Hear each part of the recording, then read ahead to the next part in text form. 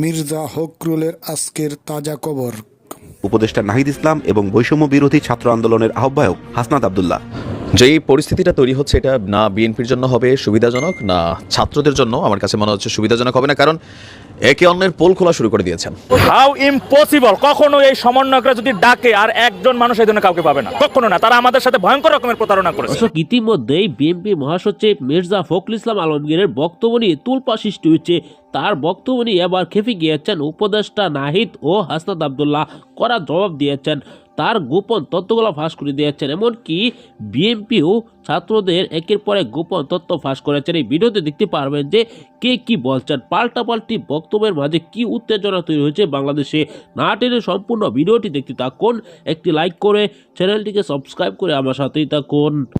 যেই পরিস্থিতিটা তৈরি হচ্ছে এটা না বিএনপির জন্য হবে সুবিধাজনক, না ছাত্রদের জন্য আমার কাছে মনে হচ্ছে সুবিধাজনক হবে না, কারণ একে অন্যের পোল খোলা শুরু করে দিয়েছেন। আজকে মির্জা ফখরুল ইসলাম সাহেবের একটা বক্তব্য, তো সেই বক্তব্যটারও একটা প্রেক্ষাপট আছে, এটা আমি পরের ভিডিওতে আপনাদেরকে বিস্তারিত বলবো। তো ওনার সেই বক্তব্যকে কেন্দ্র করে সোশ্যাল মিডিয়াতে আমাদের উপদেষ্টারা প্রত্যেকেই যার যার অবস্থান থেকে কাউন্টার করা শুরু করেছেন। বিশেষ করে উপদেষ্টা নাহিদ যে তথ্য আজকে দিয়েছেন, সেই তথ্য বিএনপির জন্য এই মুহূর্তে কতটুকু আসলে সুবিধাজনক হচ্ছে। কিছু গোপন তথ্যই আমরা যদি দেখি বা মনে করি আর কি, যেগুলো ফাঁস হয়ে যাচ্ছে। তো মির্জা ফখরুল ইসলামের বক্তব্যের সমালোচনাকে কেন্দ্র করে নাহিদ বলছিলেন যে আপনারা বলছেন যে এই সরকার নিরপেক্ষ না, নিরপেক্ষতা পালন করছে না। তো 5ই আগস্টের পর বিএনপির অবস্থানটা কি নিরপেক্ষ ছিল? না, বিএনপির অবস্থান নিরপেক্ষ ছিল না, কারণ সরকার গঠনের আগেই বিএনপি তাদের প্রভাব প্রতিপত্তি রাষ্ট্রের বিভিন্ন কাঠামোতে ব্যবহার করেছিল।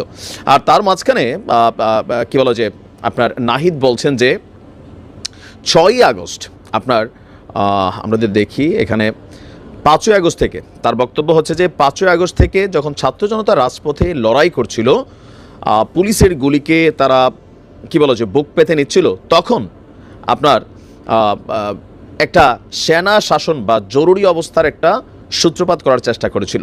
তো তখন ছাত্ররা বলছিল যে তারা কোনো সেনা সমর্থিত সরকারকে মেনে নিবে না। শেষ পর্যন্ত নানান আলোচনা এবং বার্গেনিংয়ের মাধ্যমে ডক্টর ইউনূসকে তারা অন্তর্বর্তী সরকারের প্রধান করার সিদ্ধান্ত নেয়। এটা আসলে রাজনৈতিক কোনো সিদ্ধান্ত ছিল না, ছাত্রদের চাহিদা ছিল। তো সেই জায়গা থেকে বলা হচ্ছে যে আপনার এই জাতীয় সরকার না হলেও সরকারের অবদান সব পক্ষেরই অংশীদারিত্ব ছিল। তো সরকার গঠনের আগেই 6ই আগস্ট অ্যাটর্নি জেনারেল, রাষ্ট্রের খুবই গুরুত্বপূর্ণ একটা পদ বিচার বিভাগীয় অংশে, এবং পুলিশের যে আইজি নিয়োগপ্রাপ্ত হয়েছিল তারা ছিল মূলত বিএনপির লোক। বিএনপির লোকদেরকে সেখানে সেট আপ করা হয়েছিল। বলা হচ্ছেন যে আপনার সব পক্ষই নানান সুবিধা কিন্তু তখন আপনারা নিয়েছেন। তো তার বক্তব্য হচ্ছে এরকমভাবে সরকারের উপর থেকে নিচ পর্যন্ত নানান স্তরে বিএনপিপন্থী লোকজন কিন্তু এখানে সেট আপ হয়েছে।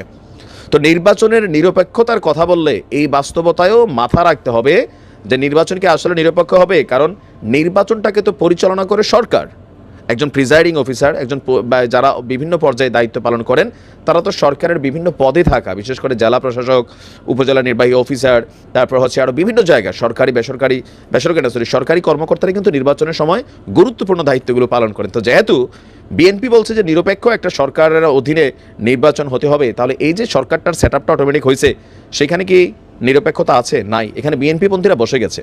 আবার আমরা দেখছি, এটা নাহিদ ইসলামের বক্তব্য না, জনমনে প্রশ্ন আছে বিভিন্ন জায়গায়, জামাত ইসলামও প্রশাসনিক সেক্টরগুলোতে তাদের নিজেদের অবস্থানকে তারা সুসংগঠিত করে ফেলেছে। এখন এই যে তথ্যগুলো যখন সামনে আসছে, তো জনগণের কাছে আসলে কি মেসেজ যাচ্ছে?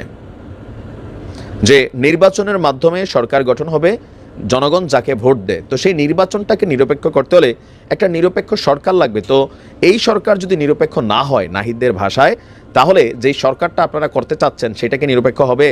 কারণ সেখানেও আপনারা আপনাদের সেট আপ ক্রিয়েট করছেন। আসলে এই ধরনের তথ্যগুলা একে অন্যের জন্য রাজনীতির মাঠে কিছু ভোট নষ্ট করছে। প্রেক্ষাপটটা ছিল ছাত্রদের একটা রাজনৈতিক দল গঠন নিয়ে। আমি আমার পরের ভিডিওতে আপনাদেরকে এই তথ্যগুলো দিচ্ছি, ওইখানে দেখতে পারবেন যে কেন মির্জা ফখরুল ইসলাম আলমগীর তিনি হঠাৎ খেপছেন। How impossible! কখনো এই সমন্বয়করা যদি ডাকে আর একজন মানুষ এই জন্য কাউকে পাবে না, কখনো না। তারা আমাদের সাথে ভয়ঙ্কর রকমের প্রতারণা করেছে। তারা আমাদের সাথে আমরা যে কথা দিয়েছিল, আমরা যে কথার মাধ্যমে তাদের কথায় আমরা যে শুনেছি, আমরা রাস্তায় নেমেছিলাম, এটা কোনোভাবে আর দ্বিতীয়বার কোনোভাবে সম্ভব না। তারা ডাকলে পর আমরা রাস্তায় নামবো, কখনোই না। জুলাইয়ের 3 তারিখ থেকে মাঠে ছিলাম। হ্যাঁ, তো 5 আগস্ট আমার যাত্রাবাড়ির উপর দিয়ে আমার উপর দিয়ে গেছে। আমি মূলত সকাল 11টা থেকে রাত 11টা পর্যন্ত ওখানে ছিলাম। তো যাই হোক, আজকের বিষয়টা বলি। আজকে আপনারা এখানে আসছেন যে দেখছেন যে জুলাই আগস্টে যারা শহীদ হয়েছে সেই শহীদ পরিবারের সদস্যদের জন্য যে টাকাগুলো বরাদ্দ ছিল, জুলাই আগস্ট স্মৃতি ফাউন্ডেশনে যে 100 কোটি টাকা দেওয়া ছিল, সেখানে শত শত কোটি টাকাই মূলত সেই ফাউন্ডেশনে। তো সেই শহীদ পরিবারের সদস্যরা আজকে প্রেস ক্লাবে আসছে তাদের দাবি দেওয়া নিয়ে। আসলে আমরা দাবিটা কার কাছে করতেছি? আমরা জানেন যে গত আজকে থেকে আরও শুনলাম যে 7 তারিখে নাকি জনাব শারজিস আলম সাহেব তিনি পদত্যাগ করেছেন, কিন্তু সেটি 2 দিন আগে হচ্ছে এটা সাধারণ মানুষ জানতে পারলাম বা আমরা জানতে পারলাম যে উনি ফেসবুকে পোস্টের মাধ্যমে উনি সেখান থেকে পদত্যাগ করেন। তো এতদিন কেন উনি জানালেন না? এখন চারিদিকে একটা সরব হলো যে তাহলে সেই ফাউন্ডেশনের 100 কোটি টাকা কি আসলে ফাউন্ডেশন আছে? তবে আমি একটা জিনিস এখান থেকে একটু জিনিস আপনারা যদি নিজেরা রিয়েলাইজ করেন, আপনারা গণমাধ্যমের ভাইরা আছেন, আপনারা দেখছেন যে এবছর কিন্তু সর্বকালের একটি শ্রেষ্ঠ বন্যা হয়েছিল। আচ্ছা, আপনারা তো দেখছেন যে টিএসসিতে সেই বন্যার জন্য সাধারণ মানুষরা যে টাকাগুলো দিয়েছিল অনুদান হিসেবে তাদের খাবার দাবার এবং বাসস্থানের জন্য, সেই বন্যায় কবলিত ভুক্তভোগী মানুষের জন্য, বিশেষ করে সিলেট এবং ফেনীবাসীর জন্য, সেই টাকাগুলো এখন কোথায়? আপনারা জানেন যে 12 কোটি প্লাস টাকা সেখানে উঠেছিল, সেই টাকাগুলো কোথায়?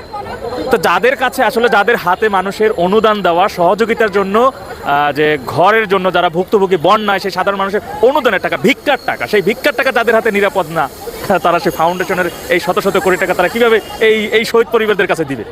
এটি আমার কাছে, আমরা এখন তাদের কাছে বলি যে আমাদের টাকা দেন, আমাদের সাহায্য করেন, আমাদের চিকিৎসা টাকা দেন। তা যাদের কাছে এই বন্যায় অবহেলিত মানুষগুলো ভিক্ষার জন্য, অনুদানের জন্য যে 12 কোটি 13 কোটি টাকা দেওয়া হলো, সেই টাকাটাই তো তারা পায় না। সেই টাকাগুলো তো তারা বন্যায় মানুষদের মাঝে সেই টাকাগুলো তারা বিতরণ করে নাই। তারা অনেক আলোচনা সমালোচনার পরে তারা একটা কথা বলছে কি, টাকাগুলো আছে কোথায় আছে, টাকাগুলো মাননীয় প্রধান উপদেষ্টার অ্যাকাউন্টে আছে। তো মাননীয় প্রধান উপদেষ্টার অ্যাকাউন্টে রাখার জন্য কি এই বন্যায় সাধারণ মানুষকে, ভুক্তভোগী মানুষদের চিরা মুড়ি খাওয়ার জন্য বা তাদের জামা কাপড় দেওয়ার জন্য তার অ্যাকাউন্টে রাখার জন্য টাকাগুলো দেওয়া হয়েছে? আজকে জুলাই স্মৃতি ফাউন্ডেশনের এখানে শত শত কোটি টাকা দেওয়া হয়েছে। এই টাকাগুলো মানে কাদের টাকা? এটা তো জনগণের টাকা। আজকে একটা অভ্যুত্থানে যারা শহীদ হয়েছে, যারা আহত হয়েছে, তাদের সহযোগিতার জন্য টাকাগুলো দেওয়া হয়েছিল। টাকাগুলো আসলে কোথায়? কোন মানুষটা কিভাবে টাকাগুলো পাচ্ছে? তাদের চিকিৎসার অবস্থা কি? আজকে দেখা যায় যে তাদেরকে মারধর পর্যন্ত করা হয়। কারা মারে? আহতরা কিভাবে মারে? ঢাকা মেডিকেলে ভর্তি আহতরা কিভাবে মারে? আসলে প্রিয় দর্শক মণ্ডলী, আওয়ামী লীগের লোকে নির্বাচন চায় না, ছাত্ররা হুমকি দিতেছে। কেন দেয় সেটা জানি না। প্রধানমন্ত্রী বেগম খালেদা জিয়া নির্বাচন চায়।